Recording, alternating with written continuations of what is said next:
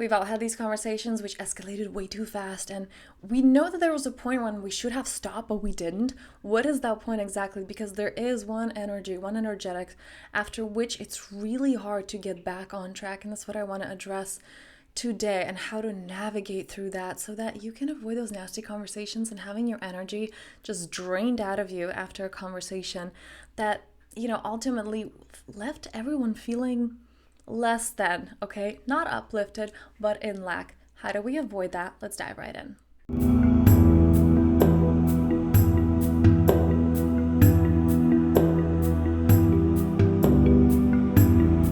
All right, so there is a distinct point in the conversation where there's just no point to keep going because it's not going to take you to where you want to go.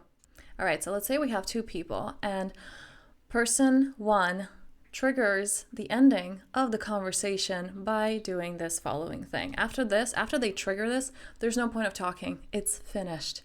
And that is blame. Blame is a discharge of emotions that we don't want to feel. Again, blame is a discharge. We're dumping the emotions that we don't want to feel, that we have no capacity to regulate, or we choose not to regulate it. And instead of taking personal responsibility, instead of going into I statements, I feel hurt, this is what I need, my experience was, we go into you statements and an attack and in blame because we don't want to feel those feelings. And we go into you are this, or this is what you really meant, or this is what you really thought, or this is why you did what you did. From this point on, the conversation's done. Because there is no curiosity. The person does not want to hear you. They do not want to understand your point of view. And most importantly, they do not want to take responsibility for their side. Or if they do, careful with this one. Because sometimes it looks like they are taking personal responsibility by going into victim mode and saying, oh, okay, well, nothing I do is enough. Or basically going into lack again. It's still blame because you made me feel like I'm not enough, right? Instead of saying, this is how I feel, this is why. So again, that is not personal responsibility. Feeling like they are a victim of life, a victim of circumstances, and that nothing they do is enough, that is not personal responsibility, okay? When there is a desire to shift, that personal responsibility comes with empowerment, comes with power. I take personal responsibility for what I did, and I can shift it. When saying, well, I guess nothing I do is enough, that's not personal responsibility, okay? That's going into lack, that's going into victim mode. So after this point, the conversation's finished. What do you do if you're in a conversation with this person? There are two disclaimers to this, by the way.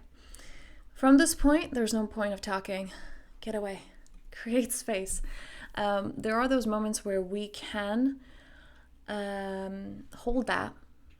We can be with that, but my question is, why would you? Similarly, as an amazing teacher that I followed, they had this metaphor of the hot stove, that you can put your hand on the hot stove and it's like burning, and you're there like, I'm supposed to learn something from this. I'm sure this is good for me in some way. Just take your hand off the stove. It doesn't feel good. It does not feel good to be in that situation. Why are you torturing yourself? Same thing in those conversations. Oh, I'm a good friend if I hold him through that. I'm a good friend if I don't walk away right now. I'm a good friend if they're drowning and they want me to drown with them, and okay, I'm going to drown with them too because that makes me a good person. Who is that helping? Now there are two drowning people. Your ability to center, you showing up, giving from the overflow, that is what will enable you to help them. Because you're living that by example, you're not being dragged down. I literally had a situation in my life where this person just wants to dump their emotions and they're not in high frequency. They were not having a great day. And they're like, I really want to talk about it. I'm like, hey, I'm at capacity. I'm not entertaining this right now. And they go, no, but I really, like literally their words, no, but I really want you to hear me. And I'm like, again, I'm not going there. I'm choosing not to go there. And here where the disclaimers come in. Two disclaimers. So the first one is, I mean this when, yes, there are absolutely moments where, hey, the person's going through this. I'm in such high frequency. I can just hold this as a neutral observer. I'm not making it about me, and that's okay. But even in those situations, why would you entertain that? Because listening to that we feel like, oh, I'm being of service as I'm letting them talk it out. They don't feel better. They temporarily, it's short-term gratification because they're kind of like letting go of that weight. But really what they're doing is they keep turning in that energetic because they keep talking about what's wrong. They keep talking about what they don't want, right? And that's what they get to create more of in their reality and their frequency. So really being of service is, I don't want to really hear about it. How about you tell me something great that happened in your life today? But the odds are they wouldn't be able to access it from that place. And that's why it's better to just, well, this is where the frequency that I'm in. This is where I choose to be right now. Join me here.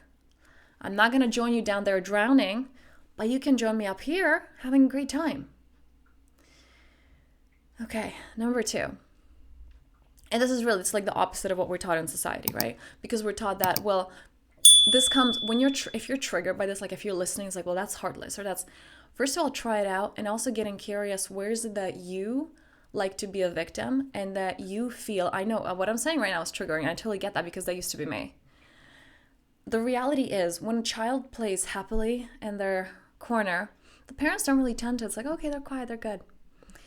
When something's wrong and we're hurt and we cry, we get attention. So we're really programmed, if you're at lack, you're going to get love and affection. Only it doesn't work like that. Because we're standing in our own ways of, we're basically saying, well, I have to be unhappy to create an illusion of love. It's not true love.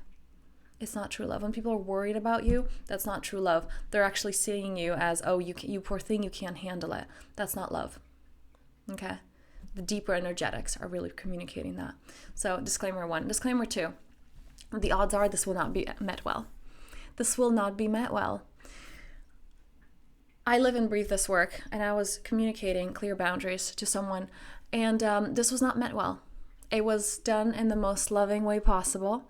It was not met well because the truth is, and I've been on the giving and on the receiving side of this, so I totally know this inside out. When we feel like crap, and we truly believe in that, it is so frustrating that other people don't want to see life as we do.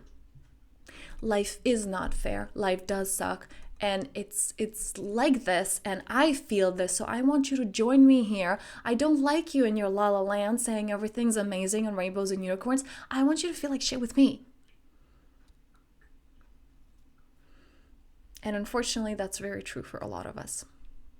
I know that was true for me when I was working with my teachers, and I call it the toxic hedgehog phase, where I was just dedicated to proving them wrong. And that's because a part of me really hoped that what they lived and what they preached was true.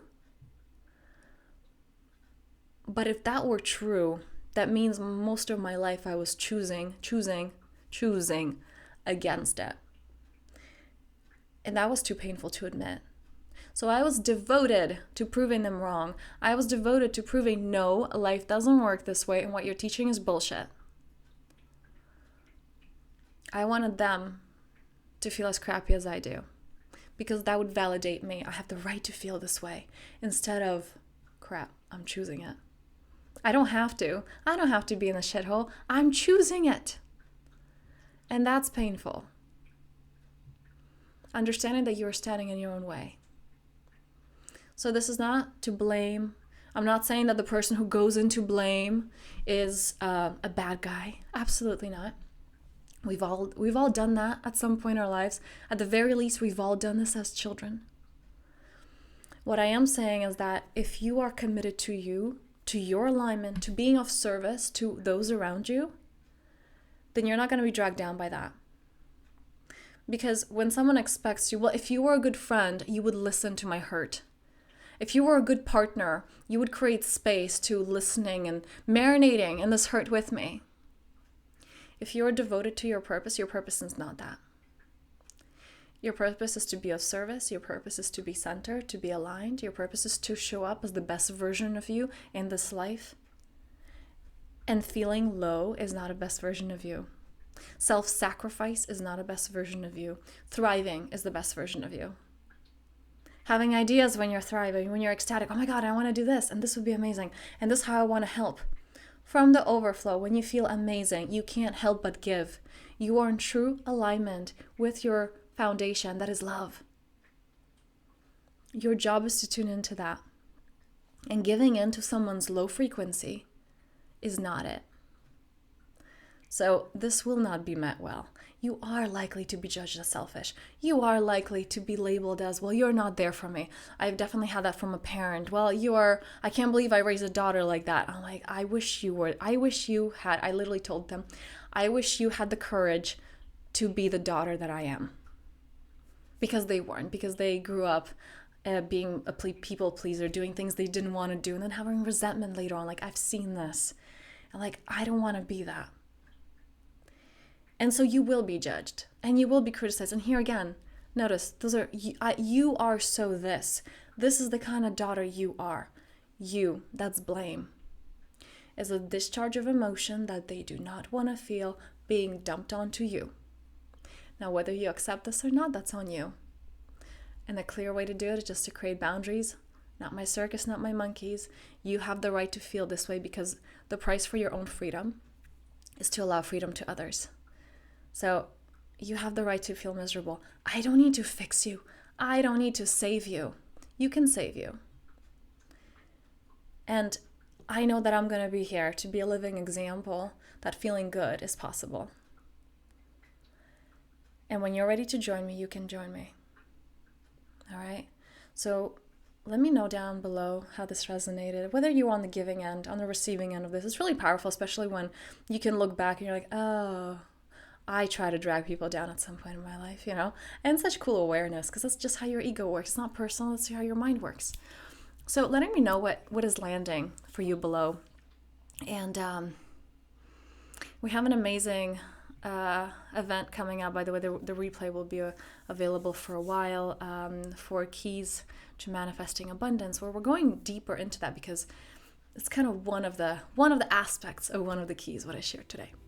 So I thank you so much for being here, and until next time.